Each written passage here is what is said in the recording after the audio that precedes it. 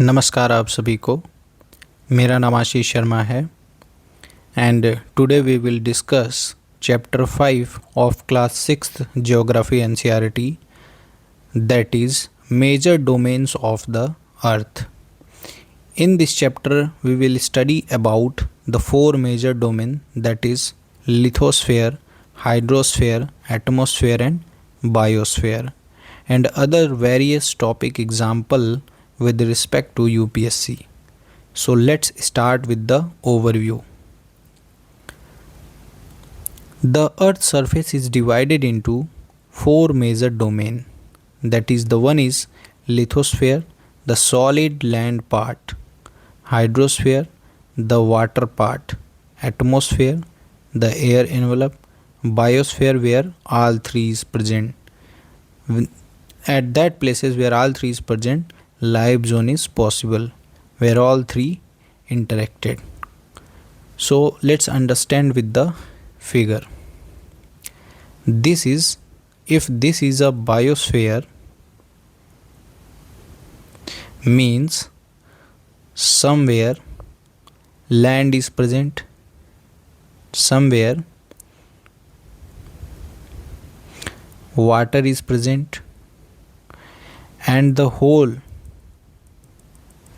other part is content atmosphere.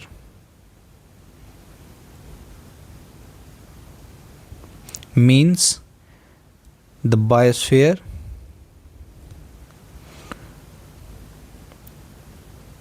that's why biosphere called life zone, where life is possible.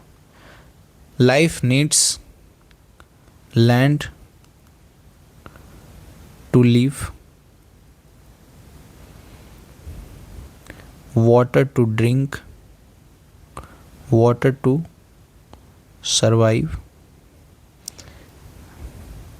atmosphere to breath. So this is the graphical representation of lithosphere, hydrosphere, atmosphere and biosphere. First topic is lithosphere, that is land domain,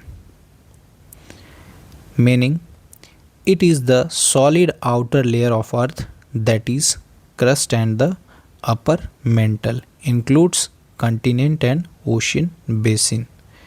ये हम figure के माध्यम से आपको समझाते हैं कि ये लाइन कहना क्या चाह रहा है, ठीक है।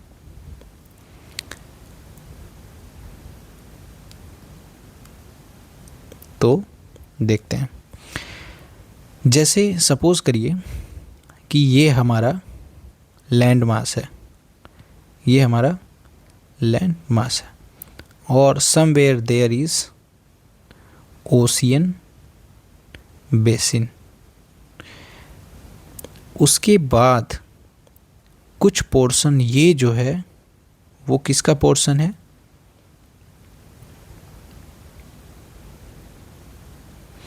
अपर मेंटल का। उसके नीचे आता है मिडल मेंटल, उसके बाद आता है लोअर मेंटल, उसके बाद आउटर लेयर और core zone.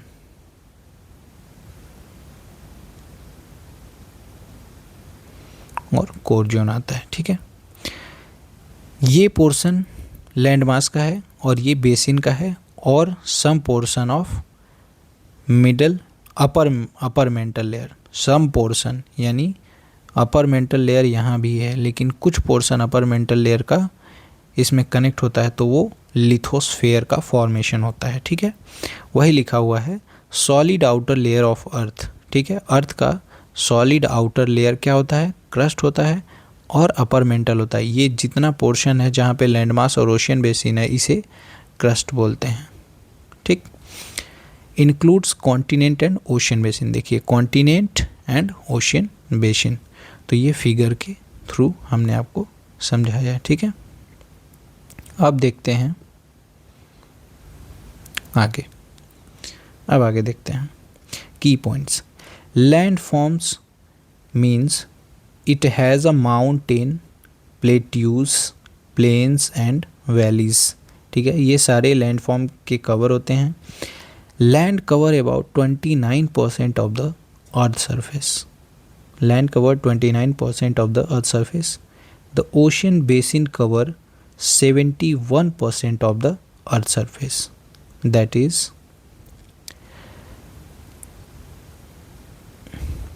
is from figure.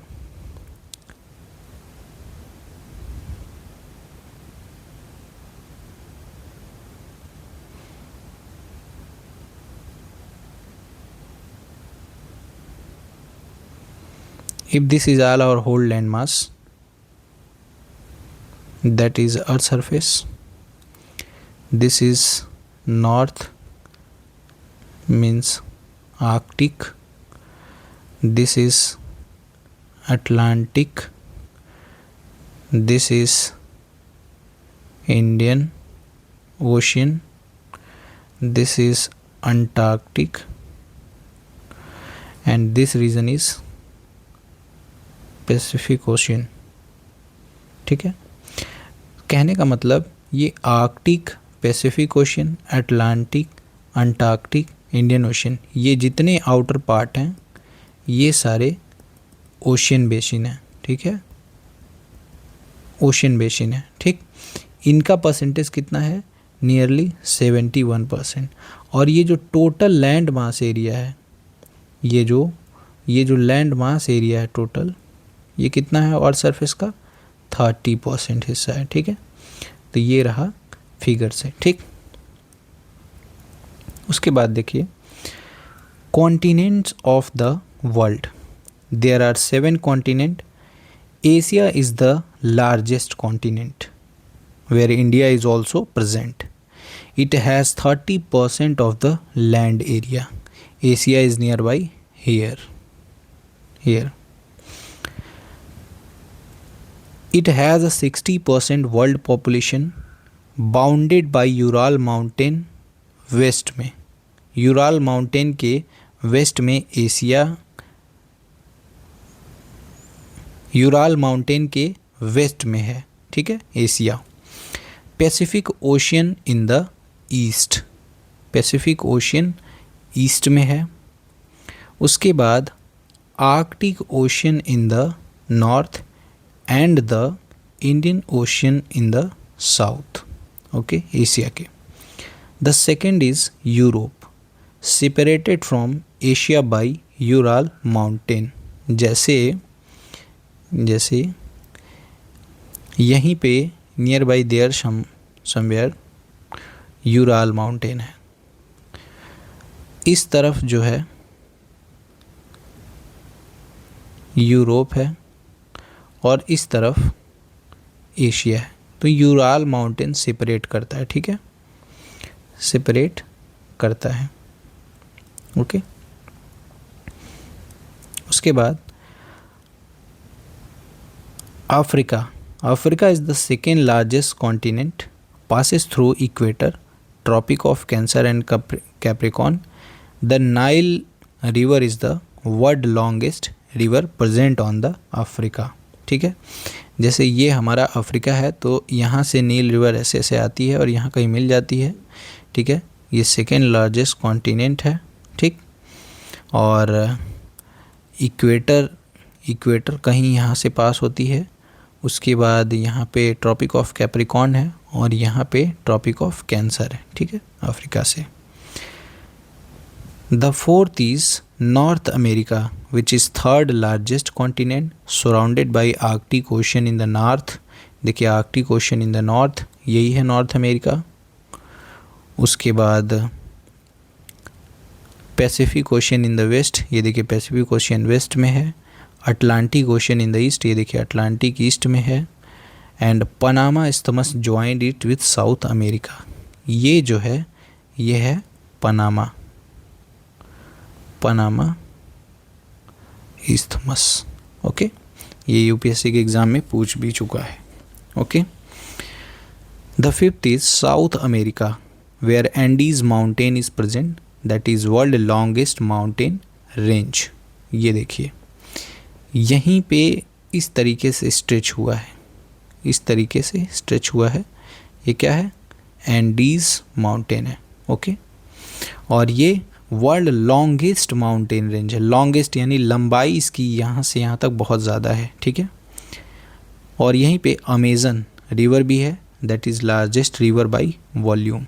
Amazon river is somewhere flow from here to here. Okay, the sixth is Australia.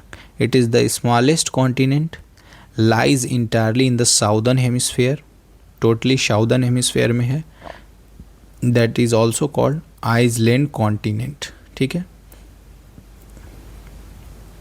ये रहा इंडियन ओशन, और यहीं पे समवेयर ऑस्ट्रेलिया है, यहीं पे समवेयर ऑस्ट्रेलिया है। ये हमारा इक्वेटर लाइन है। उसके बाद ये हमारा प्राइम मेरिडियन है। तो ये ईस्ट हेमिस्फेयर है टोटल यहाँ से यहाँ तक। ये वेस्ट हेमिस्फेयर है। उसके बाद ये नॉर्थ हेमिस्फेयर है और ये साउथ हेमिस्फेयर है। इसीलिए ऑस्ट्रेलिया जो टोटल कहाँ पे है? साउदर्न हेमिस्फेयर में है। ओके, पहले ये फिगर को हम अब हटाते हैं, ये बहुत ही कॉम्प्लिकेटेड हो गया है। So this is the continents of the world. Okay, the seventh is the Antarctica, covered with ice, no permanent human settlement. क्यों? क्योंकि आइस से पूरा कवर है और यहाँ पे ठंड बहुत ज़्यादा होता है, क्योंकि साउथ पोल यहाँ पे है, ठीक है। साउथ पोल पर सन की रेस स्लैंटिंग पहुँचती हैं, तिरछी पहुँचती हैं, इसीलिए उधर ठंड ज़्यादा पड़ता है। वहाँ पे परमाफ्रॉस्ट है, परमानेंट ह्यूमन सेटलमेंट पॉसिबल नहीं है। वहाँ पे रिसर्च सेंटर्स अवेलेबल हैं, इंडिया के भी हैं और अदर कंट्रीज़ के भी हैं। From the perspective of UPSC, lithosphere means land crust that और upper mantle which is both as a rigid layer. Okay, upper mantle ही एक रिजिड लेयर है। Okay, Ural mountain separate Europe and Asia, ठीक है। जैसे इस तरफ Asia है, बीच में यूराल है और इस तरफ यूरोप है, ठीक।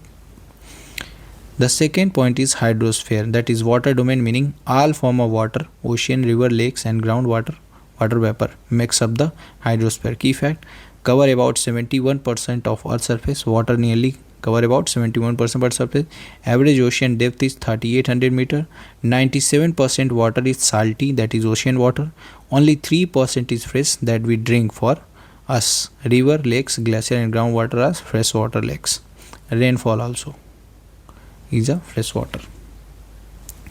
5 major ocean on the earth. The one is Pacific Ocean, that is largest and deepest. Ring of fire is present around it. Many volcanoes present here, and this is a highest earthquake zone. Separates Asia and Australia from North and South America. अभी हम आपको figure से दिखा देते हैं। Atlantic ocean second largest है, highly identified as a coast line, good for port development इधर ज़्यादा है। इसका शेप है as set between America and Europe Africa. Third is Indian Ocean, only ocean named after the country India. The fourth is Southern Ocean, surrounds Antarctica and the coldest ocean on the earth. The fifth is Arctic Ocean, that is the smallest ocean, shallow west ocean located around North Pole. चलिए figure से देख लेते हैं ये चीज़ें, ठीक है। Figure से आपको समझा दे रहा हूँ। ये हमारा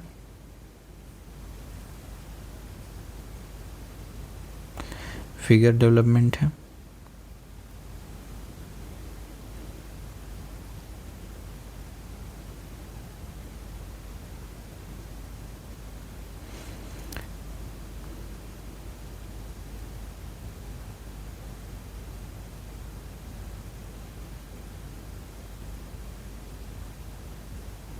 ये हमारा इंडिया हो गया।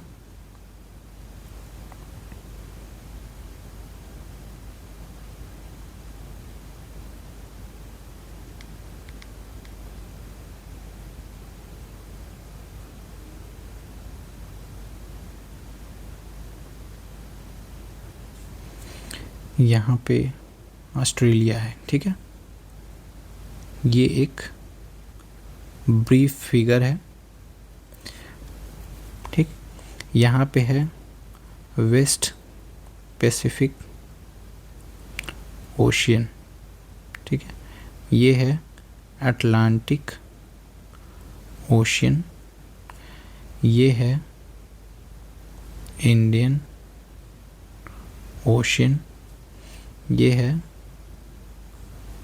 साउदर्न ओशियन, इसको अटलांटिक ओशियन भी बोलते हैं। ऊपर है आर्कटिक ओशियन। ये हमारा 5 मेजर ओशियन है, ठीक है। ये ईस्टर्न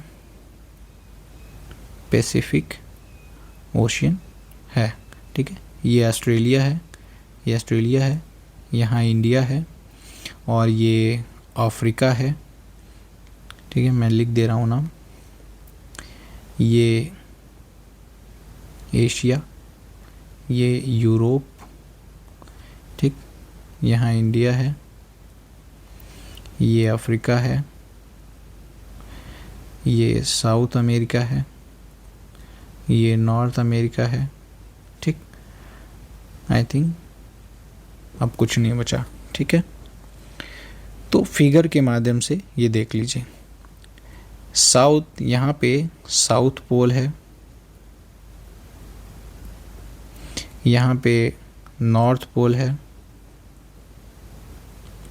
तो ये सब रहा मैप के थ्रू ओशियंस की अंडरस्टैंडिंग, ठीक है। देखिए, जो अटलांटिक ओशन है वो एस शेप्ड है, एस शेप्ड है। और देखिए कितने सारे कोस्ट हैं, कितने सारे कोस्ट। ये कोस्टल एरिया के लिए फेमस है। देखिए कितना कोस्ट है, देखिए हर तरफ कोस्ट है। ये मेडिटेरेनियन सी है, मेडिटेरेनियन सी है जो गैप में है, ठीक है। उसके बाद देखिए समवेयर अगर यही पोर्शन इधर बना दें तो देखिए ये हमारा हो जाएगा इंडोनेशिया, ठीक। यहाँ पे है ऑस्ट्रेलिया, नहीं, ये हो जाएगा इंडोनेशिया। उसके बाद ऐसे पैचेस हैं जापान के, उसके बाद मलेशिया वगैरह इस तरीके से हैं। उसके बाद ये चाइना वगैरह इधर से ऐसे है, ठीक। तो ये जो पोर्शन है, ये जो पोर्शन है, ये पोर्शन, ये रिंग ऑफ फायर बोलते हैं। रिंग ऑफ फायर मीन्स ये इन अर्थ का लार्जेस्ट अर्थक्वेक जोन है, where highest volcano and earthquake present. इसीलिए जापान वगैरह में ज़्यादा अर्थक्वेक आते रहते हैं, ठीक है। तो ये फिगर से हमने आपको समझा दिया है, और अब मैं इस फिगर को हटाने जा रहा हूँ क्योंकि मुझे आपको आगे भी कुछ अच्छा बताना है, ओके। तो ये रहा ओवरव्यू फिगर से, ठीक। अब आगे देखते हैं। Oceans are interconnected, means ocean are एक दूसरे से कनेक्टेड है। अभी आपने देखा पैसिफिक ओशियन का डीपेस्ट पॉइंट है मरियाना ट्रेंच। ट्रेंच क्या होता है? जैसे ये एक प्लेट है, ये एक प्लेट है और ये दूसरा प्लेट आके टकराया है, ठीक है। ये प्लेट 1 है और ये प्लेट 2 है, ठीक है। एक प्लेट दूसरे प्लेट से जब टकराता है तो सबडक्शन होता है, ठीक है। सबडक्शन होता है, और सबडक्शन जहाँ पे होता है वहाँ पे गैप बने होते हैं। जैसे देखिए यहाँ पे आपको गैप दिख रहे हैं, ठीक है। सबडक्शन जहाँ पे होता है वहाँ पे गैप दिखते हैं, और वही गैप ट्रेंच कहलाता है। ट्रेंच कहलाता है means the deepest point of Pacific ocean is Mariana trench, okay. Trench क्या होता है आपको समझा दिया। The third point is atmosphere. ये वीडियो थोड़ा लॉन्ग होगा क्योंकि बेहतर तरीके से समझाना चाह रहा हूँ। The third point is atmosphere, meaning the thin blanket of air around the earth, ठीक है।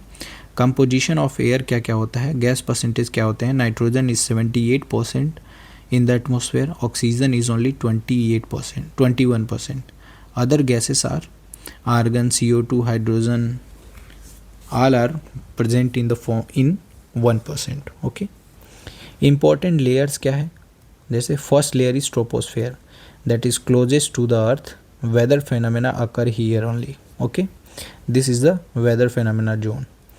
The second layer is stratosphere, contain ozone layer, absorb UV ray, means it is a good layer for us that will be safer for us, that it absorb UV rays, okay, ultraviolet rays. The third is mesosphere, meteors burn here, means जब हम रात में space की तरफ देखते हैं तो ऐसे तेज़ी से लाइट आती है और आके ख़त्म हो जाती है. वो सारे क्या होते हैं? मीटेओराइट्स होते हैं. ठीक है, वो इसी लेयर में आके बर्न हो जाते हैं. क्यों? क्योंकि मैग्नेटिक फील्ड बहुत स्ट्रॉन्ग है अर्थ का, इसीलिए बर्न हो जाते हैं. The fourth is thermosphere where aurora is occurring. Aurora occurs in the north pole and south pole region due to the sun movement. Okay, radio wave reflected here in thermosphere. Thermosphere where radio wave reflected is also known as ionosphere. That is why ionosphere. Exosphere is outermost layer merges into space. Figure के माध्यम से देखते हैं. Figure के माध्यम से देखें, जैसे ये 90 डिग्री पोल है और ये 0 डिग्री इक्वेटर है. तो जब जो ट्रोपोस्फेयर है, ये ट्रोपोस्फेयर है. ठीक है, ये ट्रोपोस्फेयर लेयर है, इसके बीच में ये जो लाइन है ये ट्रोपोपॉज है. ठीक है, ये पोल पर 6 से 9 किलोमीटर होता है और इक्वेटर पे 16 to 18 किलोमीटर होता है. क्यों? क्योंकि यहाँ पे हीट ज़्यादा होती है और यहाँ पे हीट कम होता है. ठीक, यहाँ पे हीट ज़्यादा होती है. उसके बाद स्ट्रेटोस्फेयर लेयर आता है. ठीक है, उसके बाद मीजोस्फेयर लेयर आता है, थर्मोस्फेयर आता है, एक्सोस्फेयर आता है और ये देखिए ये क्या है? मिल जाता है जाके एटमॉस्फेयर में. ठीक है. Temperature is inversely proportional to height, means temperature यहाँ पे जैसे जैसे हाइट आपका ज़्यादा होगा टेम्परेचर घटेगा. मीन्स हाइट जैसे जैसे आप ऊपर जाएंगे आपको ठंड लगना ज़्यादा होगा. ठीक है, उसके बाद फिर जब जाएंगे तो आपको ठंड लगना कम होगा. उसके बाद फिर जब जाएंगे तो ठंड लगना अधिक होगा. उसके बाद फिर जाएंगे तो ठंड लगना कम होगा. ठीक है, इसीलिए हमने temperature directly proportional to inversely, directly, inversely ये समझा रखे हैं. ठीक है, इनकी लेंथ, इनकी डिस्टेंस क्या होती है फ्रॉम अर्थ सरफेस? 16 से 18, 50 किलोमीटर फ्रॉम 0 डिग्री इक्वेटर से 80 किलोमीटर, 800 से 1000. और ये बहुत ही बेसिक पॉइंट है for UPSC. Okay, these held to earth by gravity, मतलब ये सारे जितने हैं troposphere, stratosphere, mesosphere, thermos, exosphere, ये ग्रेविटी से बंधे हुए हैं अर्थ से. ठीक है. Temperature and density decreases with height. कहाँ पे? ट्रोपोस्फेयर में. ठीक है, उसके बाद कहाँ पे? मीजोस्फेयर में. Okay, from the perspective of UPSC, ozone layer protect life from harmful UV rays, इसीलिए गुड होता है ह्यूमन एस्पेक्ट के लिए. ट्रोपोस्फेयर क्या होता है? Weather layer where all weather phenomena is occur, that is thunder storm occur, rainfall occur, electricity occur, lightning occur, all weather phenomena is occur in troposphere region. ठीक है, इसीलिए जो फ्लाइट्स हैं, हवाई जहाज़ हैं, वो स्ट्रेटोस्फेयर में उड़ाई जाती हैं. ये काम होता है, शांत होता है. यहाँ नो क्लाउड फॉर्मेशन, जो भी क्लाउड फॉर्मेशन होता है वो इधर ही होता है. ठीक है. The fourth is biosphere where life domain is possible, meaning it is a narrow zone where land, air, water interact to support life, that is plant, animal and humans. Subdivision, that is biotic component and abiotic. Biotic मतलब जीवित यानी living things, that is flora and fauna. Abiotic component mean that is non-living thing, soil, water and air. From the perspective of UPSC, the biosphere extends from deep ocean floor to mountain tops, but is very thin. Biosphere मतलब deep ocean floor से लेके mountain के top floor तक जाता है और ये थीन होता है. ठीक है, on the earth surface. Inter relation between the four domain. Lithosphere और एटमोस्फेयर में क्या है? डस्ट स्टॉर्म्स है और सॉइल इरोजन है, इनका इंटरेक्शन है. ठीक है, लिथोस्फेयर और हाइड्रोस्फेयर वेयर रिवर वैली, जैसे ये वैलीज है, अब बीच में रिवर फ्लो कर रही है. ठीक है, तो ये लिथोस्फेयर का पार्ट है और ये हाइड्रोस्फीयर का पार्ट है। एटमॉस्फेयर एंड हाइड्रोस्फीयर, इवेपोरेशन होता है और हाइड्रोस्फीयर वर्षा भी होती है, ठीक है। All three, where all three is present, that is known as biosphere, that all support life. Human environment interaction, human depend on all three physical domain, that is known as support life for human. Human activities, deforestation, pollution, construction affect these balance of natural system and cause climate change that reduces, that impacts the life of the human, okay, and also causes environmental issue that trigger environmental issue. UPSC level adds on from this point from class 6th geography NCERT. The earth shape is a oblate spheroid slightly flattened at poles, means अर्थ का shape कुछ ऐसा है, ठीक है। ये हो गया poles, north pole, ये हो गया साउथ पोल, और ये बल्ज्ड है,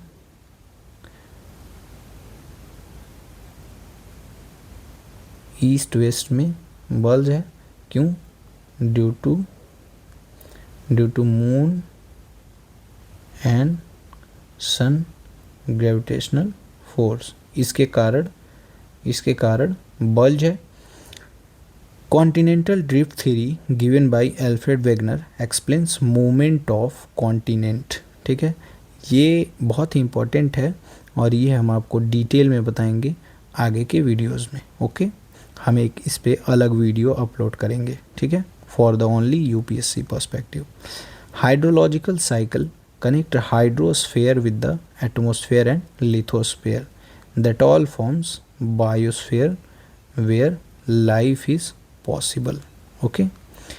एंथ्रोपोस्फीयर means the human influence part of biosphere, ये एक अलग पार्ट डेवलप हुआ है जो बायोस्फीयर में ह्यूमन के कारण, human affected, human influence part of biosphere, जो ह्यूमन मैन मेड कारण से बायोस्फीयर का नुकसान हो रहा है। जैसे अर्बन प्लानिंग करते हैं तो पेड़ वगैरह, डिफोरेस्टेशन वगैरह कटता है, फिर प्लांट होता है, इंडस्ट्री बैठती है तो भी बहुत सारे माइनिंग इंडस्ट्री, उसके बाद समवेयर पैरासिटामोल फार्मास्यूटिकल इंडस्ट्रीज़ और अदर वेरियस इंडस्ट्रीज़ बनाए जाते हैं, तो डिफॉरेस्टेशन और अदर गैसेस रिलीज होती हैं उन इंडस्ट्री से, जो कि ह्यूमन इन्फ्लुएंस है, कहाँ पे? बायोस्फीयर पे।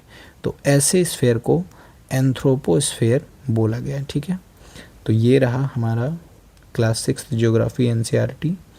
I think you all get a very holistic coverage of this chapter. It is very relevant for UPSC and also cover optional geography. So thank you very much. Give support and take benefit. Thank you so much.